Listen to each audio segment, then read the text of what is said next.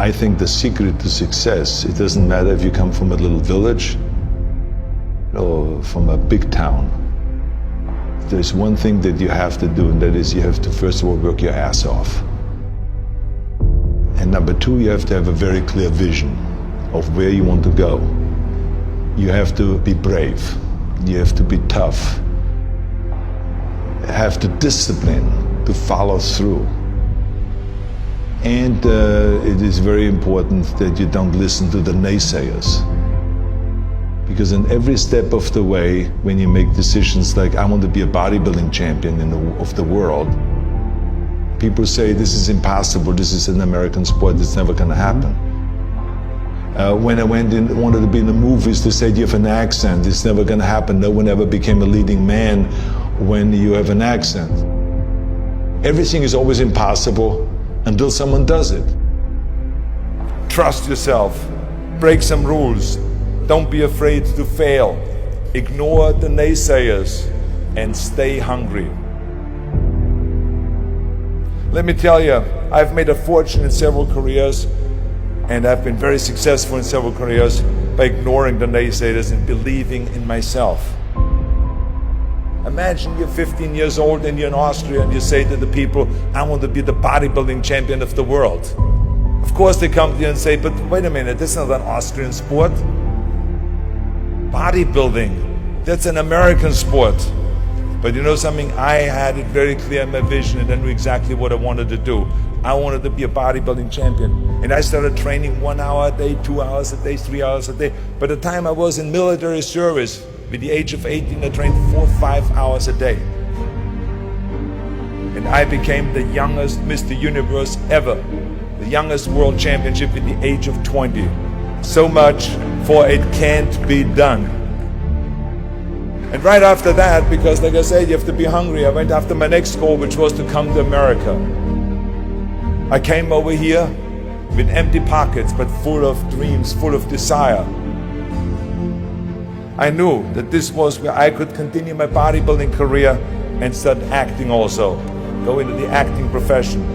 So I immigrated here and I kept training and training hours every day, 5 hours, 6 hours a day, and won 1 world championship after the other. By the time I was finished with bodybuilding, I won 13 world championship titles, more than anyone. And then again, I was hungry to move on, because you can't do bodybuilding for the rest of your life. I wanted to move on, and I knew there was acting that I wanted to get into. But again, I faced the same obstacles where people said it can't be done. When I talked to agents, they said to me, you cannot become just an actor and walk in the movies. I say, I just don't want to become an actor. I want to be a leading man. They say, well, forget about that, and they laughed. I mean, with your accent, no one has become a leading man with your accent. And with your body, look at all those bumps sticking out. This overdeveloped body they were in 20 years ago when they did Hercules movies, but now it's Dustin Hoffman, it's Al Pacino, it's Woody Allen. Those are the new sex symbols, don't you understand it? Look at you. Forget it, it will never happen. And with your name, Schwarzen Schnitzel, or whatever your name is, I can see that already up there on the billboards. That isn't going to sell any tickets. But you know something, I didn't listen to them. I started working very hard, just like in bodybuilding.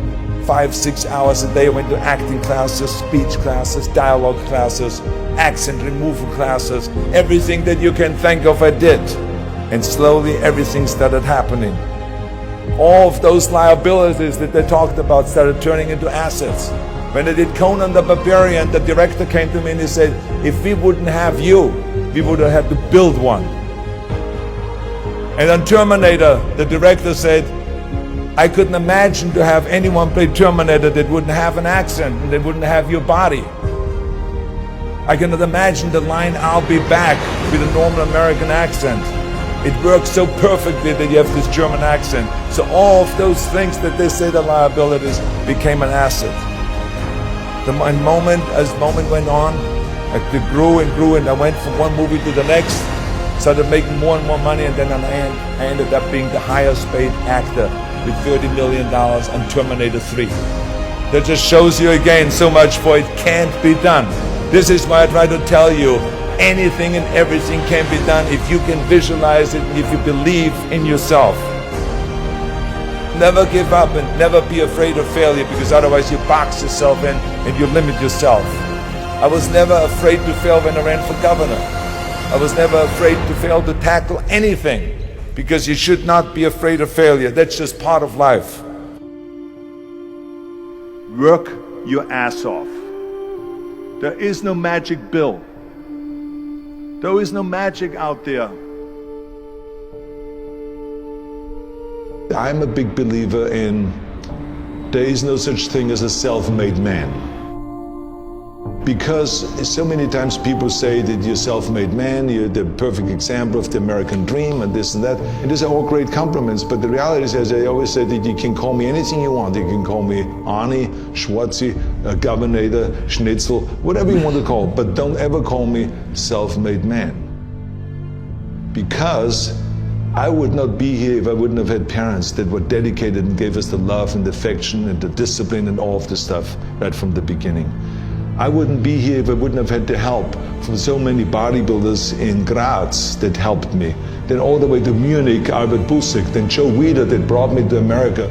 He brought me to America and he gave me the confidence. He paid for the first apartment in South America. Without that, I wouldn't have made it.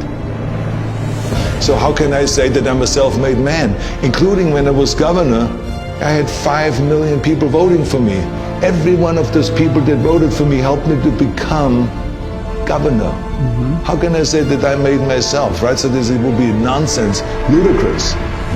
So this is why I say those are the things that I think were important for me to be successful. And like I said, it doesn't matter then from what village you come from anyway. You have to recognize that, and those are kind of the elements that make one successful. Right away from bodybuilding on, when I worked out, I didn't just lift for myself. I wanted to lift the entire sport. I always was interested to work towards something that is bigger than me, something that is going to be around much longer than me. I'm going to be gone one day, but bodybuilding should not be gone.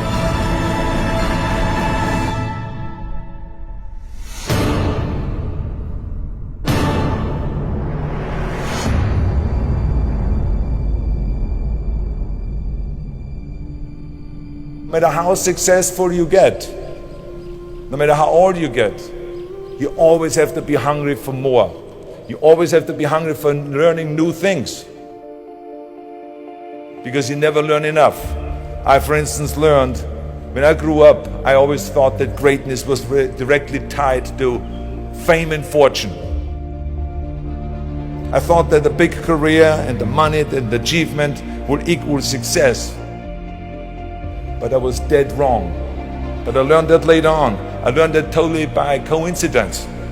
When the University of Wisconsin did a research program on what effect weight training would have for Special Olympians, for intellectually challenged people, they called me. They said, Arnold, you're the expert in this subject. We want you to come up to the university and to help us with our program, to help us with our Special Olympians. And I flew up to the University of Wisconsin and I helped. And there were these kids. The first exercise we decided to do was bench press, and they were all standing in line. The first kid laid down on a bench. I put a 40-pound barbell over his chest and he did a simple exercise of bench press. He did 10 reps. Then he got up, and then the next one laid down. I put the barbell over his chest, and then that kid started breathing really heavy, and all of a sudden he started screaming really loud. And he jumped up, I put the bar back, and he started shaking. I realized that he was scared of the weight. So I calmed him down. I said, that's okay. Just watch your friends do the bench press and maybe you want to try it again. And the friends came through and they did all their bench press and everyone did great performance, and then all of a sudden he stood in line on the end and tried again. He laid down. This time I gave him the empty bar, just the 20 pounds. And he did 10 reps. And then I said, you want to have more plates on it? More weight? He said, yes. So I put 2 more plates on it. Now it was back to the 40 pounds that he had earlier. And he did 10 more reps.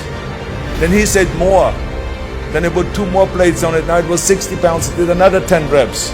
And he said, more. He did then 80 pounds. Then I lifted the weight off and he jumped up, high-fived everyone, and he was so excited. And it was a real eye-opener for me, because when I saw that kid going from terror to self-confidence in a short period of time. So I want you to remember, have a vision, think big, ignore the naysayers, work your ass off, and give back and change the world. Because if not us, who? If not now, when?